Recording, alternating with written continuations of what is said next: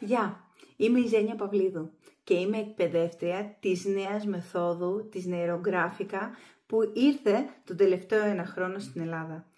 Είμαι η Ζένια Παυλίδου και είμαι αυτή η οποία σας δίνει τη δυνατότητα να εκπαιδευτείτε πώς να αλλάζετε την νευρονική σύνδεση του εγκεφάλου σας. Γιατί να το κάνετε αυτό, μπορεί να ρωτήσει κάποιος.